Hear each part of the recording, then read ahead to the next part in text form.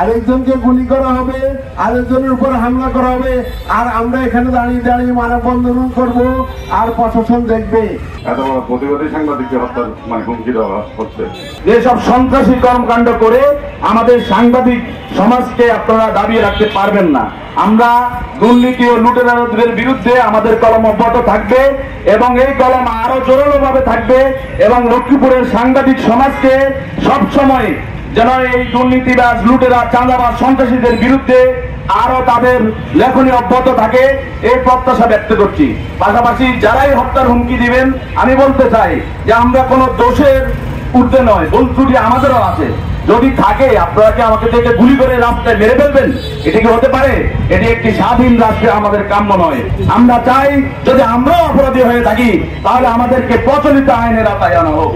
আমরা চাই না কোন নাগরিক, কোন সাংবাদিক এভাবে হত্যার হুমকি দিয়ে প্রকাশ্য গুলি করে পরিবার পরিজনকে হত্যার হুমকি দিবে। এটি হতে পারে না, সভ্য সমাজে আমরা কামনা করি না। বিশেষ করে লক্ষ্মীপুরে অনেকগুলো সন্ত্রাসী বাহিনী রয়েছে। যেসব সন্ত্রাসী বাহিনীর বিরুদ্ধে এই আব্বাস হোসেন সহ লক্ষ্মীপুরের অনেক সাংবাদিকের লেখনী রয়েছে। আমরা চাই এসব চিহ্নিত সন্ত্রাসীদেরকে গ্রেফতার করে আইনের আওতায় নিয়ে আসা হোক এবং এখানকার পুলিশ প্রশাসন কাজ করছেন। আমরা তাদের কাছে দাবি রাখবো, পুলিশ সুপার মহোদয়ের দৃষ্টি আকর্ষণ করব, চিহ্নিত সন্ত্রাসী এবং অস্ত্রধারীদেরকে অবিলম্বে গ্রেফতার করা হোক।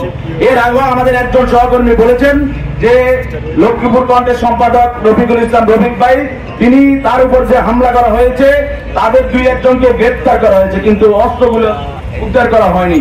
এর আগেও মানববন্ধনে আমরা এই দাবি রেখেছি যে অস্ত্রগুলো উদ্ধার করা হোক।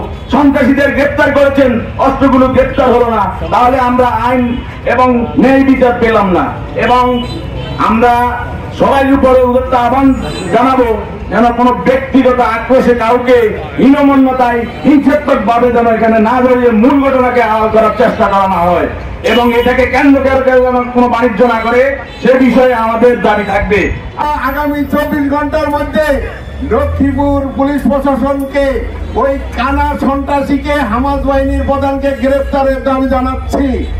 যদি প্রশাসন এই দাবি, আমাদের দাবির সাথে একাত্মতা প্রকাশ করে ওই সন্ত্রাসী হামাস বাহিনীর প্রধান কানাকে যদি গ্রেফতার না করে, তাহলে আমরা প্রশাসনের সকল নিউজ বর্জন করতে বাধ্য হব এবং পরবর্তী কর্মসূচি নিতে বাধ্য হব। আজকে আমাকে গুলি করা হয়েছে, আমি পানি বেঁচে গেছি। আব্বাসকে গুলি করার হুমকি দেওয়া হয়েছে, আরেকজনকে গুলি করা হবে, আরেকজনের উপর হামলা করা হবে, আর আমরা এখানে দাঁড়িয়ে দাঁড়িয়ে মানববন্ধন করব, আর প্রশাসন দেখবে। এই চিত্র আর দেখতে চাই না। তো দ্রুত সাংবাদিক আব্বাস হোসেনের হুমকি যাতাকে গ্রেফতার করে তার বিচার সম্পূর্ণ করে সাংবাদিক সমাজকে দৃষ্টান্তমূলক ব্যবস্থা দেখিয়ে দেওয়ার জন্য জোর দাবি জানিয়ে আমি কিভাবে এই সন্ত্রাসী সাহস পায় যে এই একজন সিনিয়র সাংবাদিককে, এত বড় একজন সাংবাদিককে, এত বড় প্রতিবাদী সাংবাদিককে হত্যার হুমকি দেওয়া হচ্ছে। অতএব